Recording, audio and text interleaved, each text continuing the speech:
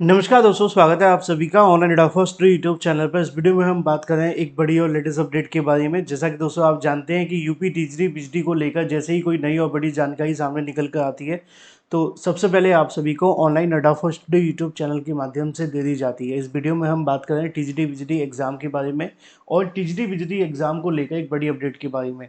बड़ी अपडेट ये है कि यूपी टीजरी बिजली एग्जाम डेट की जो घोषणा है वो कर दी गई है। बड़ी अपडेट है कि यूपी टिजरी बिजली एग्जाम डेट की घोषणा कर दी गई है।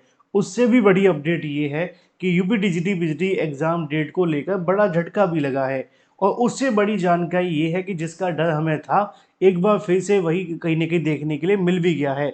असल में सारी चीज़ों को मैं आपको बताने वाला हूँ डिटेल में और समझाने वाला हूँ 14, 15, 18, 19 के उलटफेर के बारे में। चैनल को सब्सक्राइब करके बेल आइकन को दबा लेना और वीडियो को लाइक कर देना, जिससे कि आपको रियल ऑथेंटिक जानकारी सबसे पहले मिलती रहेगी। सीधे मुद्दे पे आएंगे। टीजीटी बिजली 2022 को लेकर आप सभी के सामने एक नोटिफिकेशन जारी किया गया उत्तर प्रदेश शिक्षा सेवा चयन आयोग के माध्यम से। जैसे ये नोटिस आता है, बहुत सारे अभ्यर्थियों ने मुझे पर्सनली पूछा कि सर जो नोटिस आपने अपने वीडियो के माध्यम से दिखाया, क्या ये नोटिस ऑफिशियल है, क्या ये ऑथेंटिक है, क्या टीजीटी बिजली परीक्षा को लेकर नोटिस जारी कर दिया गया है। हालांकि मैंने अपने वीडियो के माध्यम से उस वीडियो में आपको बताया था कि नोटिफिकेशन आ गया है। तो बहुत सारे अभ्यर्थियों का कहना था कि सर ऑफिशियल वेबसाइट पे क्यों नहीं है।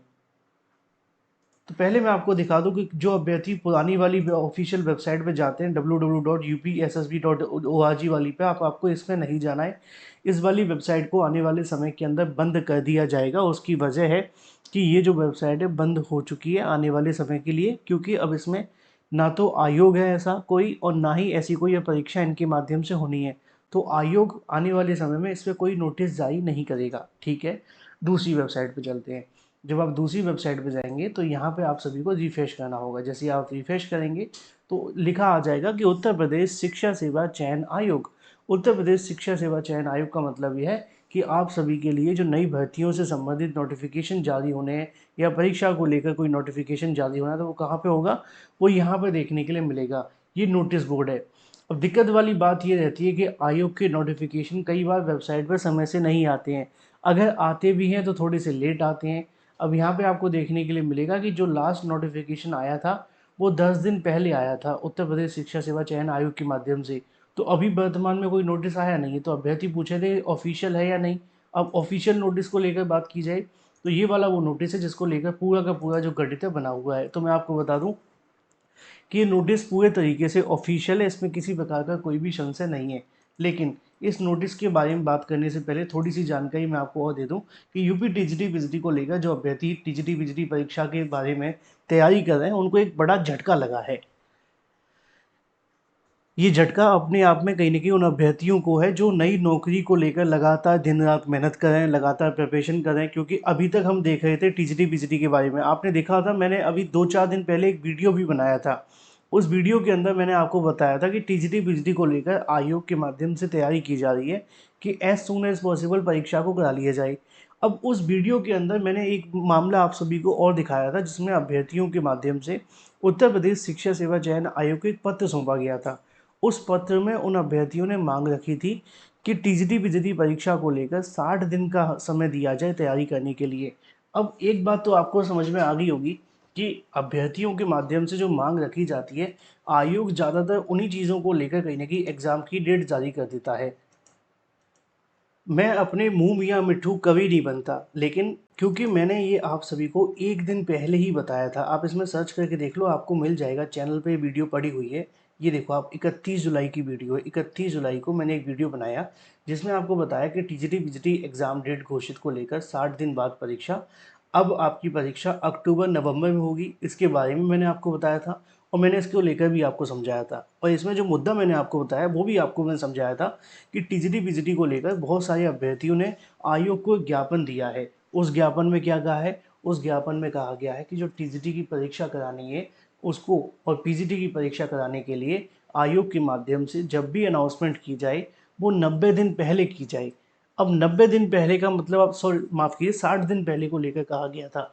अब आयोग के माध्यम से आपकी जो तारीखें जारी की गई हैं वो निश्चित तौर पे उन अभ्यर्थियों के लिए एक बड़ा झटका है, क्योंकि इससे बड़ा झटका हो नहीं सकता था। क्योंकि आप देखो, चलो यूपी टीईटी जब होगा तब होता रहेगा, फ़र्क नहीं पड़ेगा।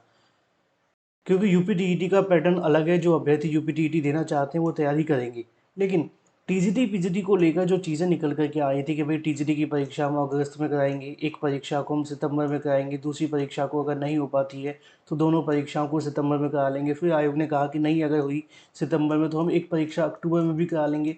लेकिन जब आज बैठक देखने के लिए मिलती है तो उसमें कुछ नई चीज़ें निकल कर आ जाती हैं। अब ये देखो आप कि पीजीटी की परीक्षा सीधे 15 और 16 अक्टूबर को होगी, यानी कि पूरा साल इन्होंने इसी में निकाल दिया, खिचड़ी में, कि जो टीजीटी की परीक्षा इस तारीख को होगी, उस तारीख को होगी। करते करते हाथ कुछ नहीं लगा, ना परीक्षा हुई ना नौकरी मिली। अब इससे बड़ा झटका क्या हो सकता है कि अभ्यर्थी एक तरफ नई भर्तियों को लेकर तैयारी करें कि सारा जीवन इसी भर्ती में लगा के रखेंगे। अभ्यर्थियों को पहले से ही डर लगा हुआ था कि कहीं ऐसा ना हो जाए कि आयोग के माध्यम से बहुत लंबी कोई तारीख जारी कर दी जाए, और असल में हो भी वही गया है। आयोग ने कोई छोटी मोटी तारीख जारी नहीं की है, एक लंबी चौड़ी तारीख जारी कर दी है। आज अभी आपके सामने 8वां महीना शुरू हुआ है ना। 8वां महीना, मैं महीने की बात कर रहा हूँ। अगर आप देखो तो अभी भी टीजीटी परीक्षा को लेकर आपके लिए 4 महीने का समय पड़ा है। 4 महीने बाद की नई तारीख जारी की है। पीजीटी को लेकर 2 महीने बाद की नई तारीख जारी की है। और मजे की बात पता है क्या है, इसमें भी कोई गारंटी नहीं है कि इन तारीखों पे परीक्षा हो जाएगी। इन तारीखों में परीक्षा नहीं हुई, अगर फिर से परीक्षा स्थगित करनी पड़ी तो अभ्यर्थियों का 1 डेढ़ साल फिर से खराब हो गया। क्योंकि पिछले साल के दिसंबर, इस साल के जनवरी से आयोग बार बार ये कोशिश कर रहा था कि परीक्षा को लेकर हम ये करेंगे, परीक्षा को लेकर हम वो करेंगे।